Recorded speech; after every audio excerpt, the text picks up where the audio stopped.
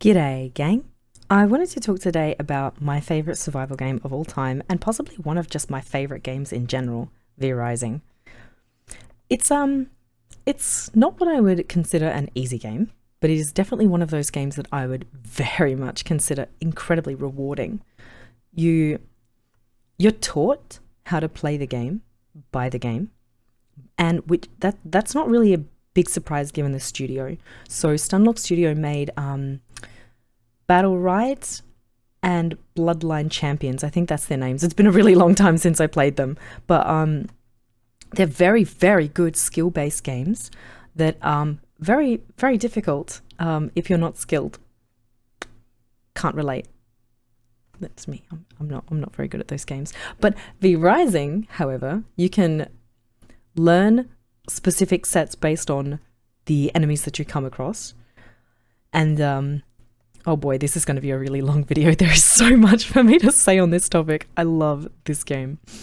So I think I can't spoil the story for you because the story starts out with you open up, a coffin opens, and there you are, this withered husk of one of the last surviving vampires. That's the story. That's it. It's beautiful, it's elegant, it's everything you possibly need. The game is entirely mechanics and visuals. That's it. Like that's what really carries this game, I think. That and exceptional sound design. Like, truly. I put that in mechanics because it's amazing. I love this game. So you start out, in a cemetery, and it gives you a little bit of a tutorial in understanding, okay, this is attacking, this is dodging, this is blocking, stuff like that. Very basic, very easy, and in a way that, so I'm a forever skip tutorials person. Please do not make me do a tutorial. This doesn't feel like a tutorial. It's just the early part of the game. Like it doesn't pander to you. It doesn't insult you, and it doesn't make you feel stupid for like being like, wait, hang on, what did you just say? It's not walls of text. It's not loads of dialogue. It's really straightforward, very simple. Teaches you that different weapons have different attacks. Shows you, teaches you pretty quickly not to stand in the rays of sunlight because you're a vampire, which is awesome mechanics, as I talked about recently in yesterday's video. But it's great, truly. Easy tutorial.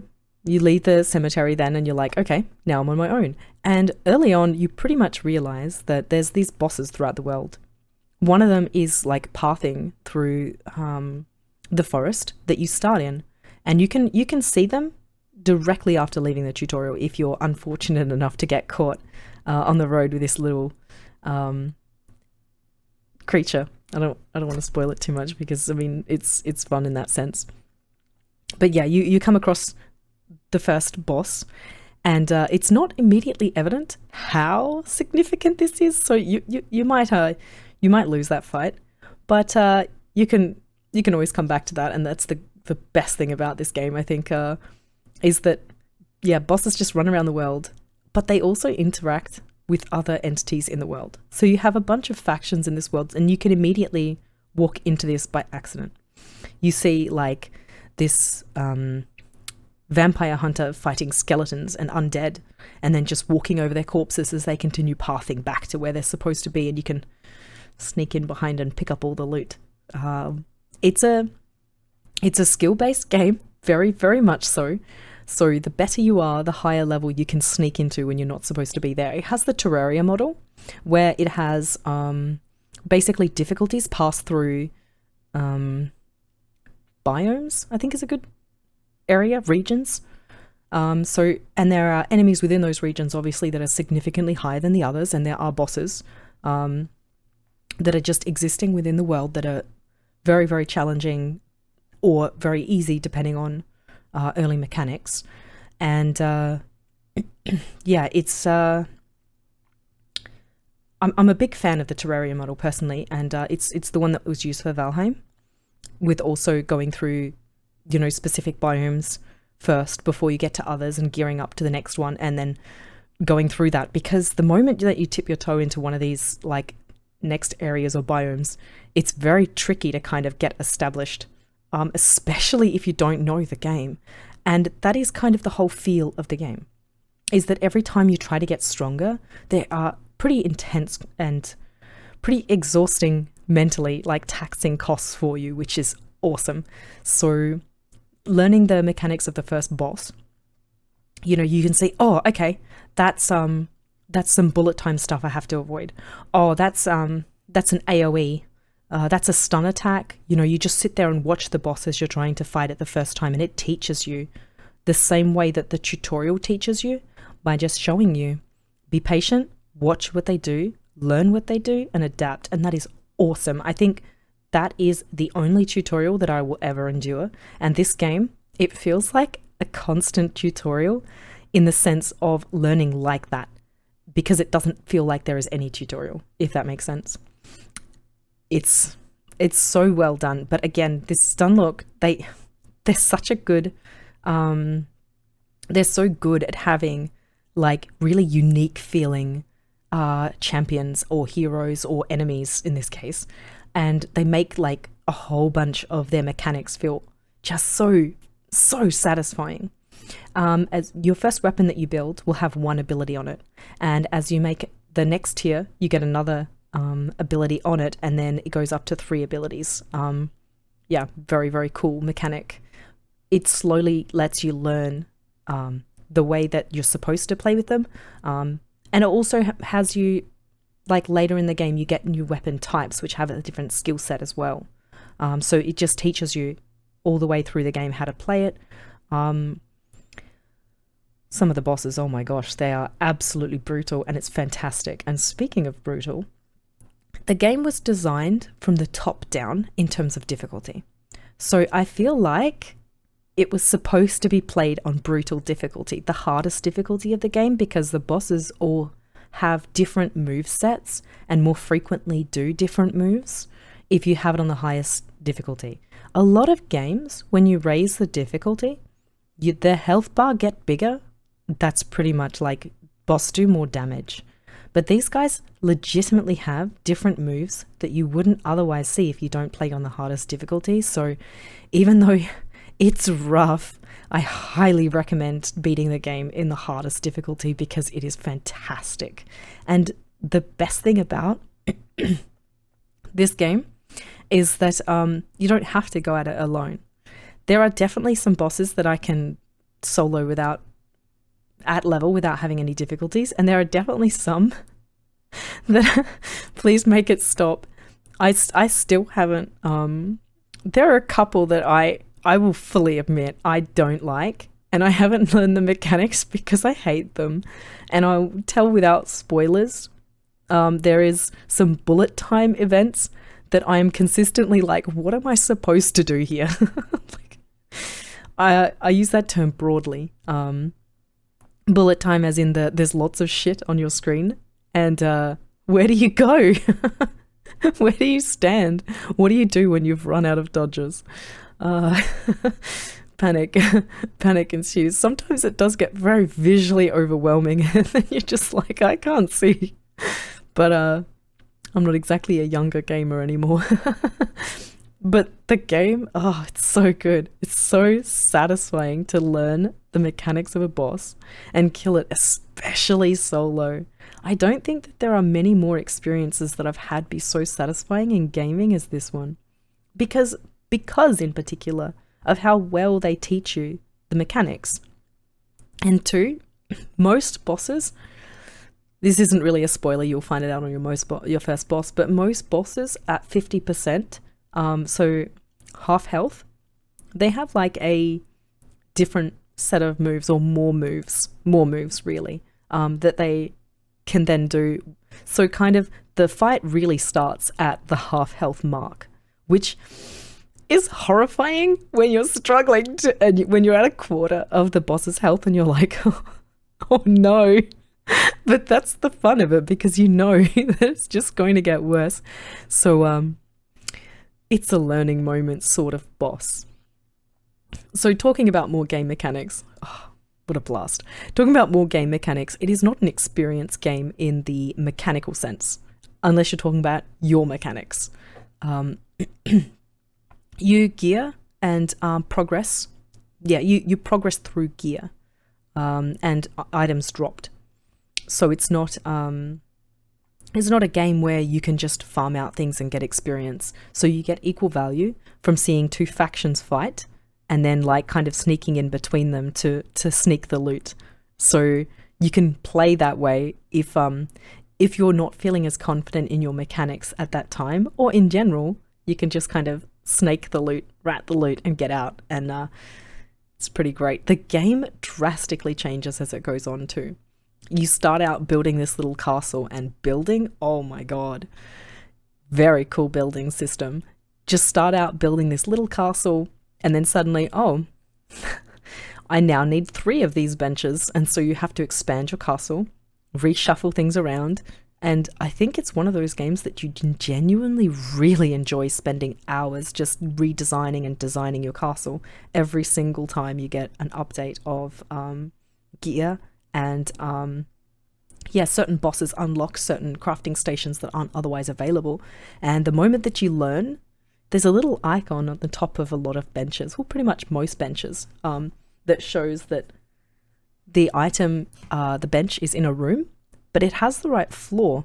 So you then learn that like isolating specific benches, such as forge, your tailoring area, like having separate rooms for those means that you get I think that one is the less resources for craft, and containing it specifically in a room is another bonus that allows you to have it craft faster. So very cool mechanics based on encouraging you to build a base in effectively a roleplay way, which is really cool. So you can go into your forge, and then have all of the items that have that category, which again you can see by interacting with the bench and seeing on the top, requires forge flooring, and it has a tick or an X. I think that's the visuals, I forget. But it shows you very clearly which room things are supposed to go to. And it is frustrating when you get later rooms where you're like, wait, I have to build an entire room, but then you go, I get to build an entirely new room. I think V Rising just keeps doing that to you and keeps you thinking, okay, I've now learned it. I understand the game. No, you don't. A new boss comes up and you're like, wait, what just happened? And then you restart your understanding of this specific mechanic. Oh, sorry, I didn't mute fast enough that I didn't mute at all. But yeah, the game keeps teaching you that you don't know anything, which is awesome. And it's kind of fun to go like, after a few hours of trying to get a specific boss that just won't die, going back and like bullying a lower tier area is so particularly satisfying. And you remember, like yesterday, you guys were killing me over and over again. And now I'm your master. It's really fun to do that. But I haven't even talked about one of the coolest mechanics in the game. God, they're just the laundry list of awesome mechanics in this game. They're so simplified in terms of it's so simple because it doesn't feel like these mechanics are really complicated and drawn out and like overworked, because they're just so synergetic and they're just so obvious. It's a vampire game, so spoilers, you drink blood, but the blood that you drink has an impact on your character, such as there are examples like types of blood. My cat's having a moment. That you have creature blood is one of the first ones that you'll find when you crawl out of the tomb and you see a deer and you're like, yeah, that'll work, because you're fighting the moldy skeletons that don't have blood, so you can't. The undead faction, unsurprisingly, doesn't have blood, which is great in itself. So then you start working out which is what, and then you have like different types like rogue and warrior, and then you see a brute, a new type, I didn't know that one was there, and then you see scholar. Oof. And then you get into new areas and they have completely surprising different types of blood as well. And it just it is consistently surprising how much content unravels as you keep exploring and going forward. It really feels like it is a very rewarding game for people who enjoy exploration, because you just keep seeing new stuff.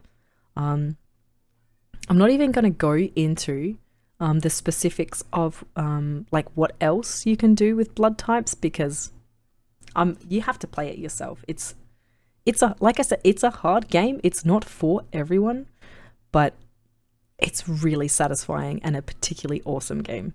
And I highly recommend people try it and work out if it is their type of game, or at least watch a little bit of gameplay and say, yeah, I would play that or I wouldn't. Because if you would play it and you haven't, shame on you. It's a good game. But as I talked about in my lighting video, one of my favorite mechanics is the one at the start that I hate the most. The frickin' sun. I think a lot of people find out as they're taking their time enjoying the cemeteries and stuff like that, and then they like kind of poke their little head out and look around the world. It's daytime now, and you melt very quickly in the sun. I remember when I first learned this, I was like, what? I hate this. This is awesome. I think that is very much my feelings on V Rising. Hating the fact that I love it. You have to be a sucker for punishment to play survival games. You really do. But at least in V Rising, the punishment that you receive is pretty light. So you will always be dealing with the humiliation and shame of losing, of dying, obviously, losing a boss fight or dying to a pack of NPCs that you really shouldn't die to. I think you always get that shame moment. But the thing that you lose when you die in V Rising is the stuff that you were carrying. You don't lose your armor, you don't lose your weapons or anything that gives you your level, your power level, as they call it. So you can always go back just as you are, but without your health potions, to get your stuff back. So it feels pretty fair. You spend like 3 hours farming and then realize, oh my gosh, I am so full. And you just sit there and manage your inventory while a boss paths onto you and kills you very quickly. And then you're like, I hate that guy, but I really want the 3 hours of farming back. So you run back to get it. It's amazing. And then you kind of have to hide behind a little fence and wait to get in there, sneak in there to try and get your gear back because you're not ready for that boss. Those sorts of moments are infuriating and very satisfying when you finally get your stuff back. It just keeps feeling like it's such a punishing game and it's always deserved. I think that's the way in which that I can best define the way that I feel about V Rising. It is always deserved. It is the quintessential stuff around and find out. Yeah, I'm sorry, I toned that one down. I'm a very big fan of swearing, but I'm trying to swear less. Obvious reasons. But, it's, you definitely find out, you definitely learn, and you definitely either, if you're a survival game player, you know what it is to suffer, and you're kind of in it for the suffering, I think. And particularly the punishing game mechanics that are really, really difficult, but so satisfying. I don't think there are really any other games that I felt this amount of satisfaction when I finally killed the boss. It feels better for me than Dark Souls, than Monster Hunter games. Except Fatalis was a big one for me in Monster Hunter World. That felt really good. But overall, yeah, I think in general, just as the whole game, it just feels amazing when you finally beat a boss, particularly the harder bosses.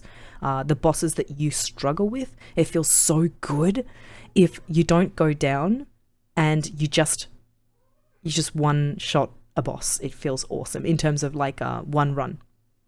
It feels amazing when you're sitting there gathering, waiting for dusk, and then you go in, you fight the boss, and without dying, because you can, if you have multiple people, you can kind of cheese it and run back from spawn. But if you work together, kill it in one run, it feels really, really good. And I don't think any other game really gave me that same satisfaction in that sense. It just feels good because it's a skill-based game and it is completely fair. And I think that is that right there is the very core basis of oh my gosh, my cat is very energetic. I'm sorry. I think that is the very heavy basis of a skill game and making a skill game feel good, is that it has to be fair. And I think V Rising is the most fair game that I've played in terms of skills and difficulties. Yeah, there are some bosses that are completely unfair, but in the sense that, yeah, you can learn how to get out of their attacks, and you can learn how to, you can change your weapons, you can change your skills. I didn't even talk about skills. Oh my gosh. Unlocks give you skills, okay? When you kill bosses, you get new skills. I forgot to say that. There's only a few systems in the game, but they're so good that they work together so well. Yeah, it's basically like your weapons, how you start out with one skill, get two, and then the third.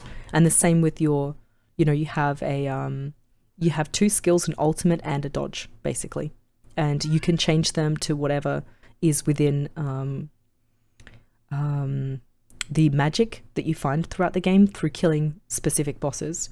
And you can supplement those skills through another system that is very, very cool, by basically socketing a gem into that skill to make it do different and unique or better stuff. That is the entire system. I am grossly oversimplifying it, but it is, those sorts of systems are just so effortlessly, like effortless in the terms of how fluid and workable they are with everything else. Like everything is just so synergetic that it's hard to specifically say that it's a different system, because it works together so particularly well. This is one of the most cohesive games I've ever played. And yes, you will start out very confused, and that's fine. And I have hundreds of hours in this game. I have played it and played it and played it again. Every single time. It was an early access game, and every single time a new area came out, bam, I jumped online. Every single time a new update came out, we played it from start to finish and then some. So I definitely have a disgusting amount of hours on this particular game, but I highly recommend playing it if you haven't already. It is one of the most polished and interesting games I've ever played. And I think too, in terms of polish, oh my god. I can see that this is a very long video. Unlucky. It's good. It's a good game. Okay, I have to keep going on about it. I think one of the coolest things too is you go into a village and you just see people living their lives. And there are ways to walk through a village without we're sneaking through a village. And you can see there's, some farmer leaning on a fence. There's some like person sitting on the ground, kneeling, praying to a grave, and there's people living in this game. And then suddenly like a wolf comes to the edge of the town and all the guards get to work immediately and everyone rushes it, and there's chaos and mayhem, and then there's one guy ringing a bell going, run away from the wolf. It feels like a world. It feels like a world. And then you can just kind of go, yoink, yoink, thank you for all the spoils, and then just walk out. Or you can take advantage of the chaos and create more. This game, it is one of the most exceptional games I have ever played, and I don't think there's, I think it's going to be incredibly hard for another survival game to knock this out of my first position because of how just damn satisfying it is. But yeah, what are your thoughts on this? Have you played it? Do you like it? Do you like that I talked very little about the actual mechanics? I'm sorry, did that drive you crazy? I can't help it. I love this game so much that I get distracted. But it's for me, again, it's just beyond satisfying in terms of video gaming. It feels really good. Genuinely does. It just feels like you actually learn and progress. And that's not a feeling that I get as a less skilled gamer. I will fully admit that I am above average or below average and nothing in between, basically. I'm extreme. I'm very bad or pretty good and nothing else. And it's very random as opposed to which of those skills apply at which point in time. But for me, this game, I definitely got my moments of absolute lock-in and become an absolute unit and just solo some of the most difficult content, and it just felt awesome. Yeah, what do you guys feel about this one? Do you also fan really hard for this one? Have you not played it and you're going to play it now? Please tell me if you play it because I told you to, or encourage you to. I can't tell you what to do, but if you play it because of my video, please tell me. Even if you hate it, I'd be sad, but I'd understand. It's not for everyone. Survival games are not for everyone. They are suffering. Know that you're in for an amount of suffering, even if it is only a small amount because you're a god gamer. Also teach me. Yeah, tell me how you feel about it. Love to hear your comments on this particular game because it's so good. How do you feel about the mechanics, the setting, the feel, all of it? All of it, just this cohesive, awesome, just work. Honestly, one of the most cohesive games I have ever played. Love to see how you guys feel about it. But I'll catch you in the next one. Yeah, sorry for the long one. Bye.